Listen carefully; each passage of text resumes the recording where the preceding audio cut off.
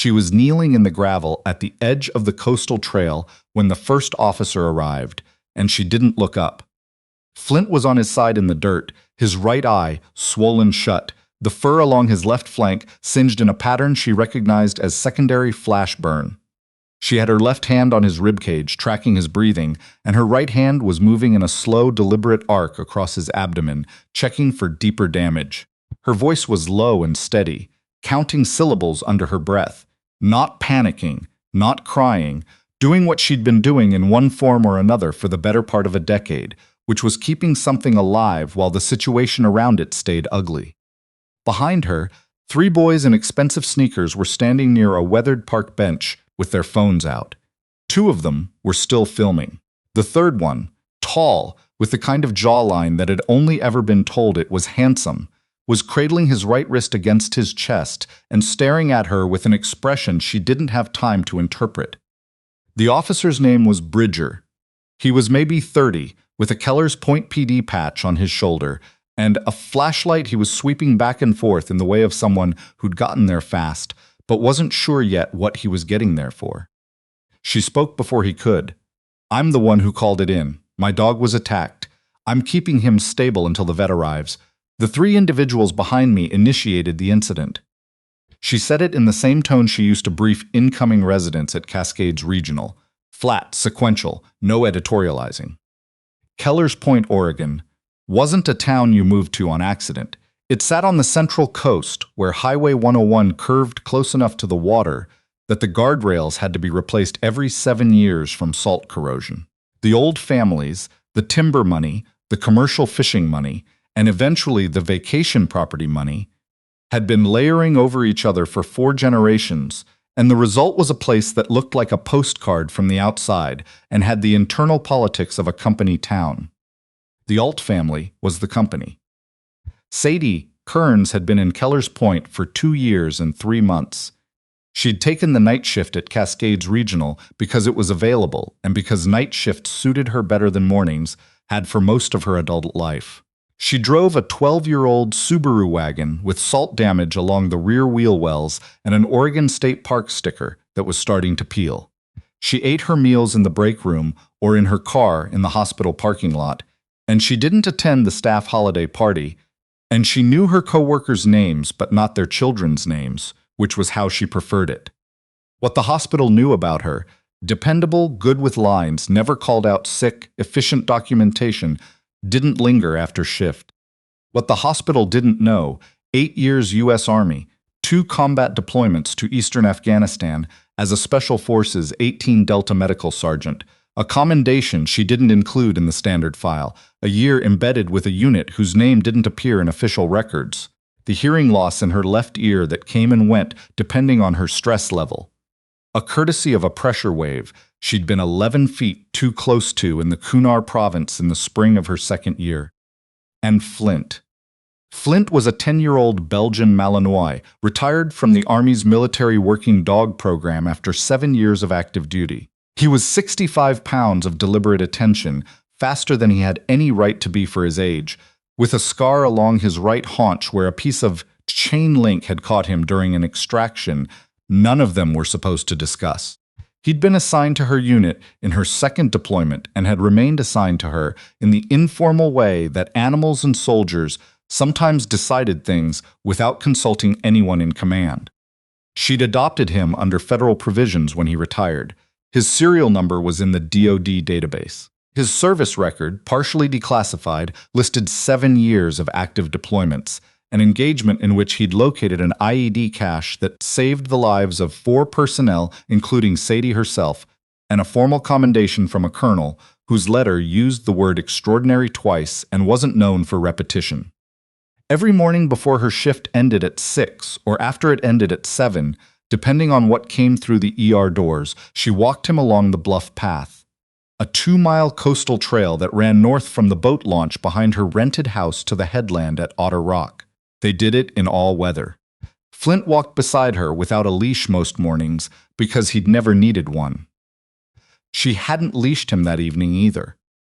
It was a Tuesday in late March, cold enough for a jacket, with the particular gray quality of a Pacific Coast evening, where the clouds and the ocean became the same color at the horizon. She'd gotten off shift an hour early because the census was low, and her charge nurse had told her to go home and sleep.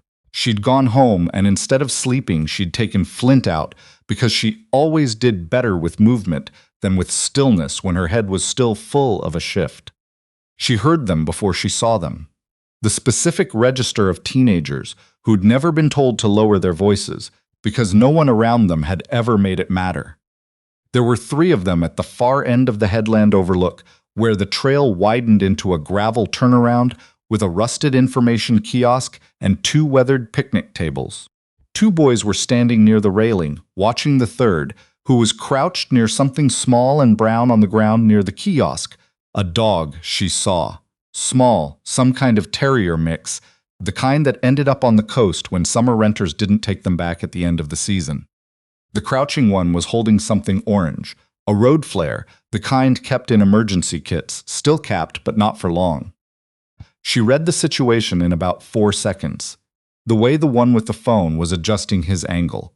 The way the tall one near the railing was grinning at something he anticipated. The way the crouching one was holding the flare loosely, not yet committed, just deciding. "Hey," she said, not loud, "just wait." All 3 looked up. The crouching one stood. He was maybe 17, with the particular ease of someone who'd grown up with the world arranged around his comfort. He looked at the flare, and then at her, and then grinned in the way people grinned when they hadn't been made uncomfortable by another person in a very long time. "Keep walking," he said. She kept coming, steady pace.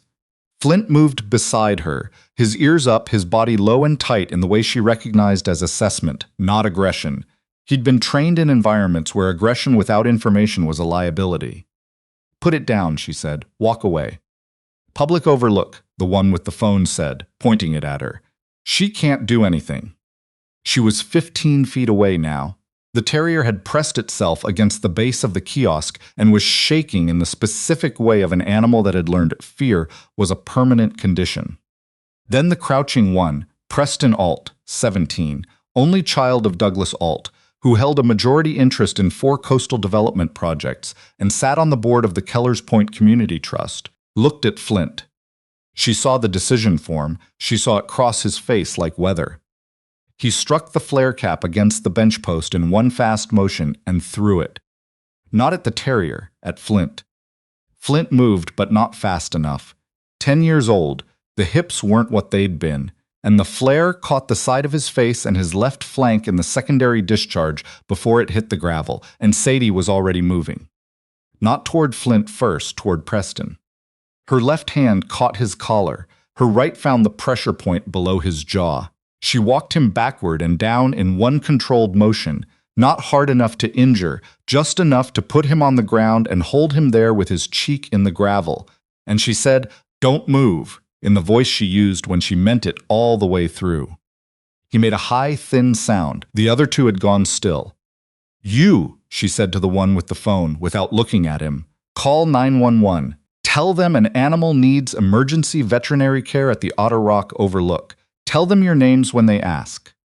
She let Preston go and went to Flint. His right eye was swelling shut. The fur along his left flank had singed unevenly, secondary flash damage, and when she ran her hands across the skin underneath, she felt the heat of a surface burn in a 4-inch area below his shoulder. He was breathing. His legs were moving, not coordinated yet, the involuntary response of a system that had been shocked and was trying to reassert itself. "I've got you," she said quietly. "Stay, I've got you." She pulled her phone. Called Dr. Penny Oakes first. Penny ran the only veterinary practice between Keller's Point and Newport and picked up on the second ring with the sound of someone who was already awake and would remain so. "Flint," Sadie said. "Flash burn, right side of face, possible corneal injury. Left flank burn. I need you at Otter Rock Overlook." 20 minutes, Penny said. "Keep him still. Don't touch the eye." "I know." She hung up. Then she made the second call, not on her regular phone. On a smaller one she kept in the inner pocket of her jacket, a number she hadn't dialed in 14 months. It rang once. "Kerns," said the voice on the other end. Flat, immediate, no greeting, just recognition. "I need you to know something happened," she said. She told him in under a minute, facts only. How bad is the dog? Unknown, vets en route. A pause brief, I'll make some calls. She put the phone away. Preston and his friends had gathered in a loose cluster near the railing. Preston's wrist was bent at the angle of someone protecting it from further contact. The one with the phone had stopped filming. The stocky one in the quarter zip with a yacht club crest on the chest was typing rapidly at something and not looking up. We're calling our parents, he said. Good, she said, without looking up from Flint. The two officers who responded were named Bridger and Selk. Bridger was the one who'd arrived first. Selk was older, maybe 50, with the deliberate economy of someone who'd spent decades going to calls where the outcome was already decided before he got there. She gave her statement from her knees beside Flint, clear, linear, no interpretation. Selk wrote in his notebook and then walked away to talk to Preston, and she watched from where she was kneeling as Preston spoke, and Selk's pen kept moving, and Selk's face stayed professionally neutral, but his shoulders shifted in a specific way she'd seen before. The posture of a person who understood where the weight in the room was and had decided, quietly, not to fight it. Dr. Penny Oakes arrived at 19 minutes, exactly as projected. She was a small woman in her 50s with dark, close-cropped hair and the unfussed efficiency of someone who'd been doing after-hours calls for a long time. She knelt beside Flint without introduction, ran her hands where Sadie's had been, lifted the swollen eyelid carefully with 2 fingers, and used a small penlight. Flash burn on the cornea, she said. We won't know the depth until imaging. Flank burn is superficial. His pain response is appropriate. She looked up. I'm taking him now. I'll be there as soon as I can. Penny looked at the officers, at Preston still cradling his wrist, at the singed patch on Sadie's right forearm where the secondary flash had caught her too. She didn't say anything else. She loaded Flint herself with a competence and gentleness that were the same thing. Sadie watched the truck pull out. Then she turned back to Selk. The Keller's Point police station was a 2-story brick building on Harbor Avenue with a waiting room that smelled like old coffee and carpet cleaner that had been losing the argument for years. She sat in it for 35 minutes before a detective named Moreau came out for her. Moreau was maybe 45, thin. With reading glasses he kept taking on and off, as if he couldn't decide whether the situation required them. He set a yellow legal pad on the table between them and told her to walk him through it. She did. Same account. She included the detail that 2 of the 3 boys had their phones out and recording before Preston threw the flare, which meant they'd been expecting something to happen worth filming. Moreau set his pen down. Here's what I'm dealing with. Preston Alt is saying you came at him without provocation, grabbed him, forced him to the ground. He's showing an injury to his wrist. I applied a 2-point pressure restraint to prevent him from being in a position to cause further harm. I have documented Army training in emergency physical restraint. The wrist injury he's describing would require sustained torque. I had contact with him for under 4 seconds. Moreau took his glasses off. Miss Kerns, I've been briefed on who Preston's father is. I know who his father is. Then you understand this is going to get complicated in ways that don't have much to do with what actually happened in that park. He leaned back slightly. If you're willing to let the family address this privately, there's a path here that's easier for everyone. She looked at him. My dog was hit in the face with a lit road flare. He's a 10-year-old retired military working dog, registered with the Department of Defense. Attacking him carries federal penalties under the Military Working Dog Families Protection Act. She kept her voice the same temperature it had been since she walked in. I'd like to call Dr. Oakes now to check on his status. Moreau looked at her for a long moment. Then he stood up. I'll be back. He was gone for 21 minutes. When the door opened again, it wasn't Moreau. The man who entered was in civilian clothes with a Keller's Point PD lanyard and had the particular build of someone who had once been an athlete and had since replaced muscle with authority. Chief Randall Peck. She'd learned his name in her first month in town, the way you learned the names of people who shaped a place even when you had no intention of dealing with them. He didn't sit. He stood at the head of the table with his hands at his sides and looked at her for a moment. Miss Kerns, he said, I've spoken with the Alt family. She said nothing. Douglas Alt is a significant part of this community. Preston is 17 with no prior record. What I'm trying to do here is find a path through this that doesn't make things harder for everyone. She held his gaze. Chief Peck, you're about to charge the wrong veteran. He paused. No one said anything about charges. You will be in approximately 30 minutes when Douglas Alt finishes his call to your office. She looked at him steadily. And when you do, that's going to set something in motion that won't go the direction any of you are planning. He stared at her. Then he said he needed to step out. She said she'd be here. The charge came 27 minutes later. Assault on a minor. She was processed before midnight. She gave them her regular phone and said nothing about the smaller one, which was still in her jacket pocket and had already sent 2 turds to a contact saved only as RG. Clock's running. The reply came back in under a minute. Copy. There was a gray sedan parked outside the station when they processed her out at 2 a.m. No markings. Oregon plates. A government-issue rental quality to it that she'd learned to read from a distance over the years. She went to Penny's clinic instead. Flint was in a padded recovery enclosure with a bandage over his right eye and an IV line in his foreleg. His cornea had a surface flash burn, painful, Penny said, but no penetration to deeper tissue. The singed fur and skin on his flank would heal within 2 weeks. He'd been sedated for imaging and was coming out of it slowly, in the unhurried way of an animal whose system had decided sedation was a reasonable request given the circumstances. When Sadie put her hand flat against the enclosure door, his nose moved toward it, just that. Just the smallest possible confirmation that he knew who was there. She stayed until 4 a.m. Then she drove home, pulled the animal control notice off her front door. Yellow paper, county seal, formal language about a behavioral assessment pending collection, and folded it into her jacket pocket. She did not sleep. By 8 a.m., Cascades Regional Hospital had issued a statement. Pending the outcome of ongoing legal proceedings, the nursing staff member in question had been placed on administrative suspension effective immediately. She read it on her phone in Penny's parking lot and felt the weight of it settle in her chest in the specific way of someone who had built something careful and watched it come apart faster than it had gone up. 2 years. She'd spent 2 years assembling something quiet and functional, something that worked. Douglas Alt had spent approximately 12 hours taking it apart.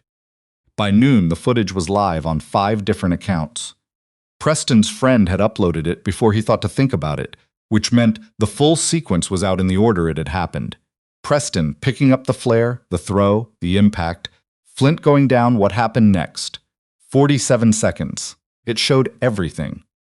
By 4 p.m. it had 700,000 views. A military working dog advocacy group out of San Diego had shared it with 3 words in the caption. This is why. The man in the gray sedan outside the station was named Reed Galway. She found him in Penny's waiting room the next morning with 2 coffees and the expression of someone who had driven through the night and was too disciplined to bring it up. You look terrible, he said. You were supposed to stay in Portland. Mira's covering my caseload. He handed her the coffee. 4.2 million views as of 40 minutes ago. She stopped walking. It went to the military working dog community around midnight. After that, it moved everywhere. Douglas Alt's PR firm issued a statement at 2 a.m., questioning whether Flint's military status was still active and applicable. He looked at her with the expression he used when something had been badly miscalculated by someone else. The military working dog community did not respond well to that. She absorbed it. What else? Animal Control filed the seizure order this morning. They're calling Flint a public safety risk. They want him in county custody for a behavioral assessment. He paused. 72 hours, after which they can recommend. I know what they can recommend. She was already thinking through the logistics. Can Penny certify him as medically critical? She's working the documentation. But Alt's attorney will push back. We need something else to move before the collection order comes through. She pulled the small phone from her jacket. The contact saved as RG answered before the second ring. I need it faster, she said. They filed a seizure order for the dog. A pause, how fast? Before 10 a.m. tomorrow. A longer pause, the kind that had calculation in it. I'll see what I can do. She hung up and looked at Reed. Who is RG? He said. She looked at him for a moment. Someone in a position to level the room. At 8:15 the following morning, Chief Peck's personal cell phone received a call from a number with a Virginia area code. She didn't know exactly what was said on that call. What she knew was the rank of the person who made it, because Reed had told her after making his own inquiry, and she understood that it was sufficient.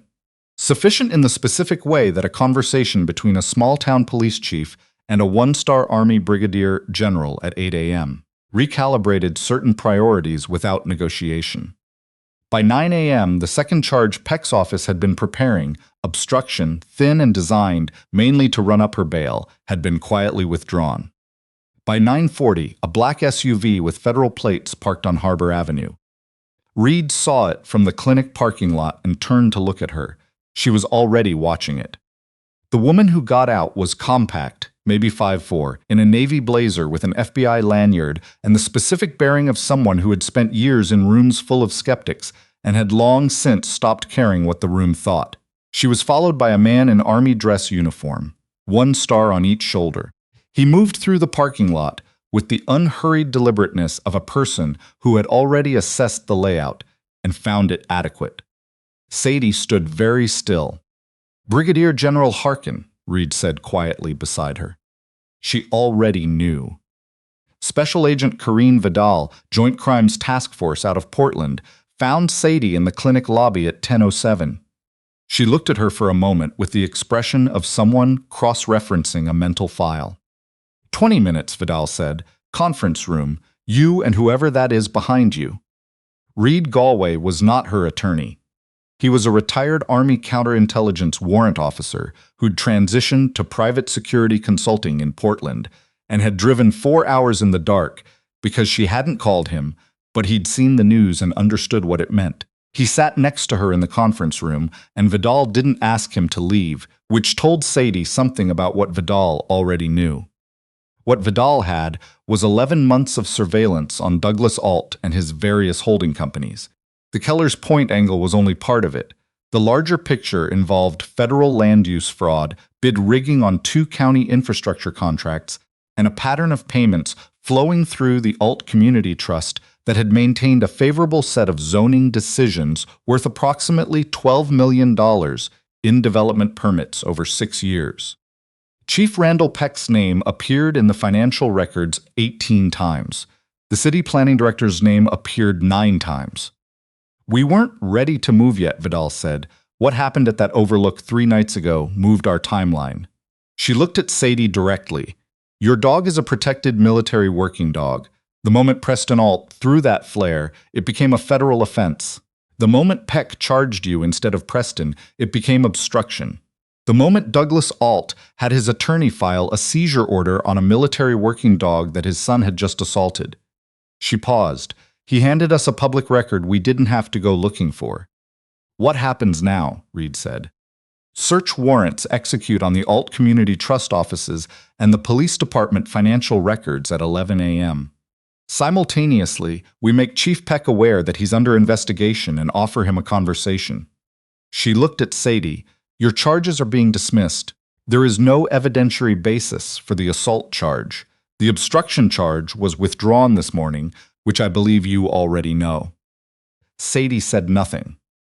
One more thing. Vidal set a folder on the table. Brigadier General Harkin wants to speak with you before the press statement this afternoon. He has read your file. She looked at the folder. Which parts? All of them, Vidal said. The parts that are accessible and the parts that aren't because of his clearance. A pause. He asked me to tell you the word he used was thorough. Harkin came in at 11:15 and sat at the head of the table and looked at her in the way of someone adjusting a mental image in real time. She stood and he waved her back down. Sergeant Kerns, he said. Sir. Flint's records were declassified this morning under an administrative order. His full service history is now in the public record. He set a single page in front of her. I wanted you to see it before it was announced. She looked at the page. Flint's serial number, 7 years of deployment dates, the IED cash engagement, a formal commendation from a colonel she'd served under, whose language was precise and not given to sentimentality. A handwritten notation at the bottom, in Harkin's own hand.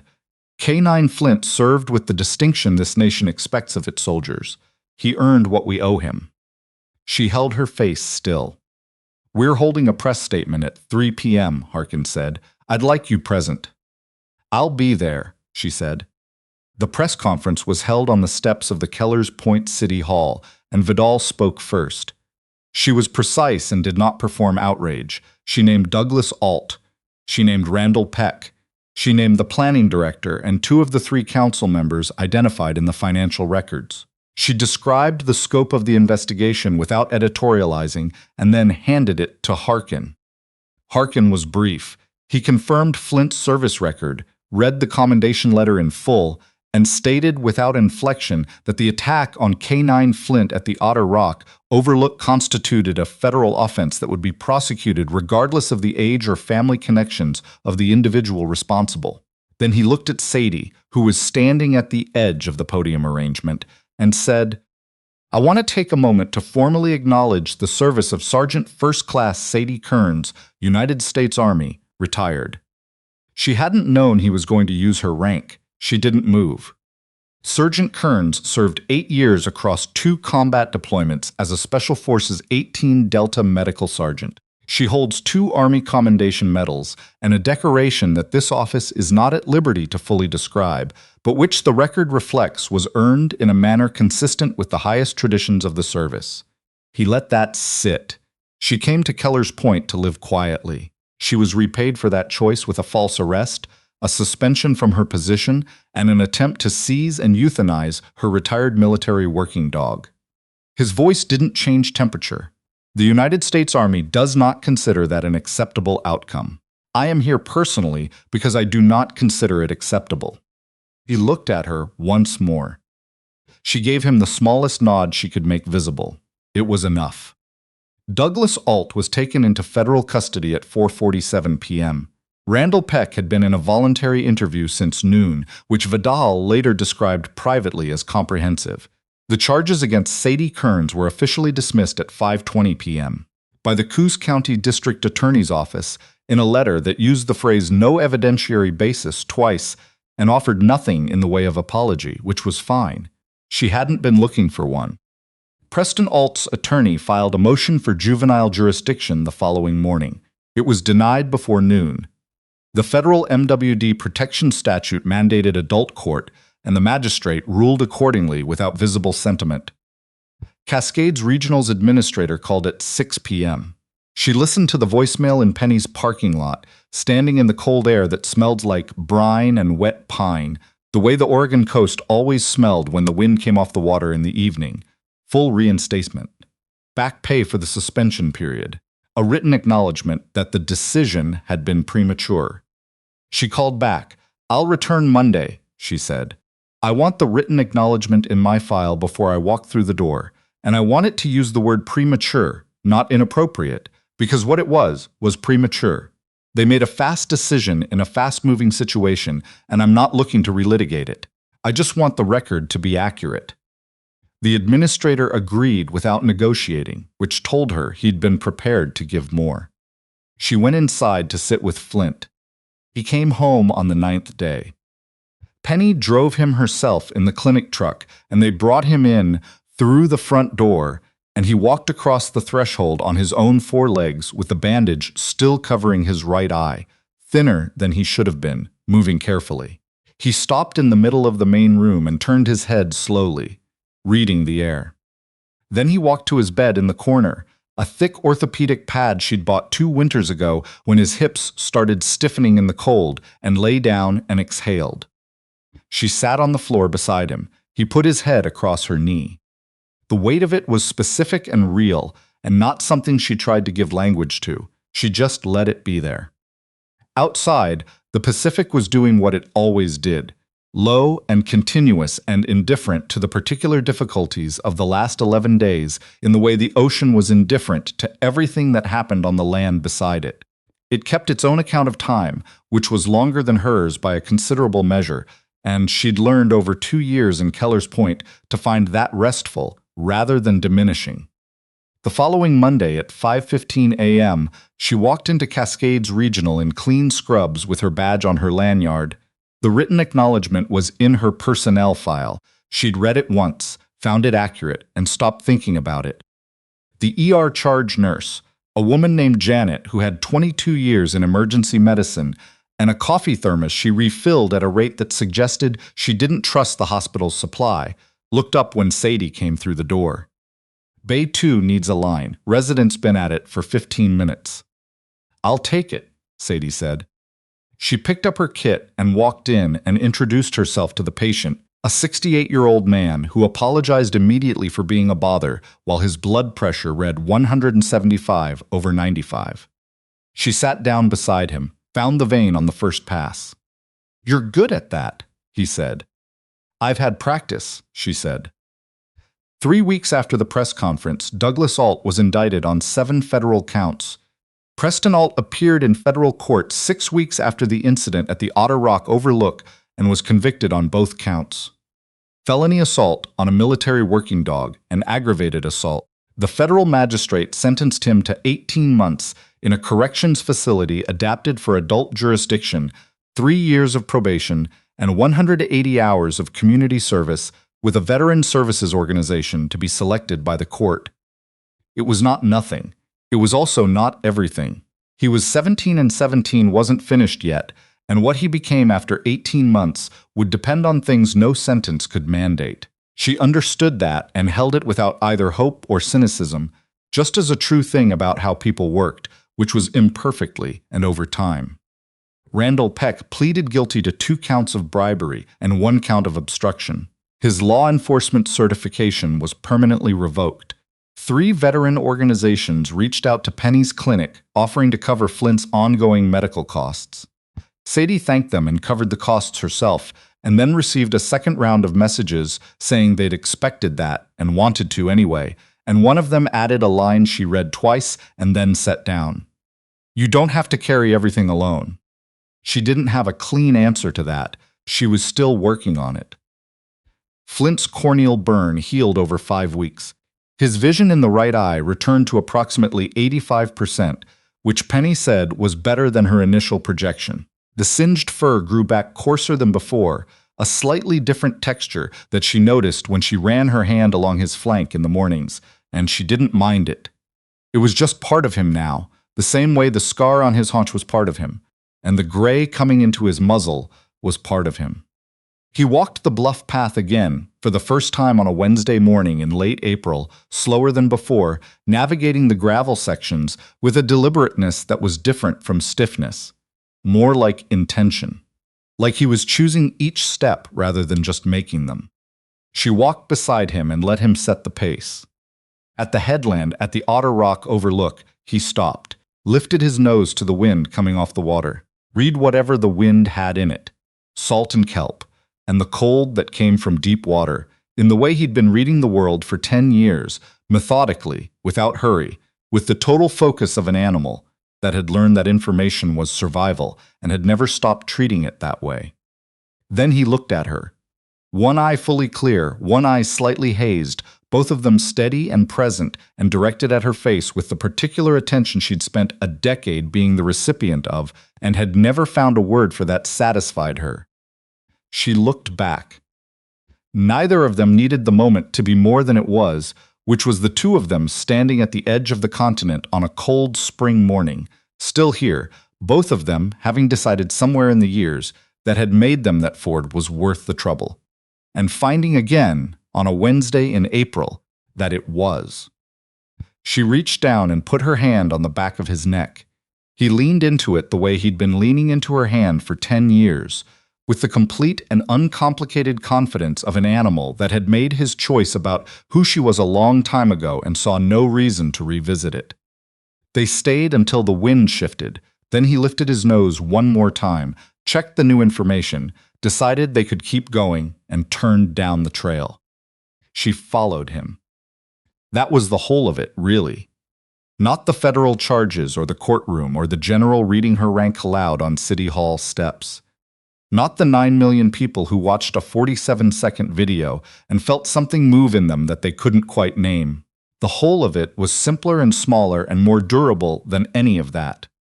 A woman and her dog on a coastal trail in the early morning, both of them still moving. Both of them having learned, in different languages, through different years of hard and specific education, that the thing worth protecting was always the next step forward, and that the best reason to take it was simply that you still could.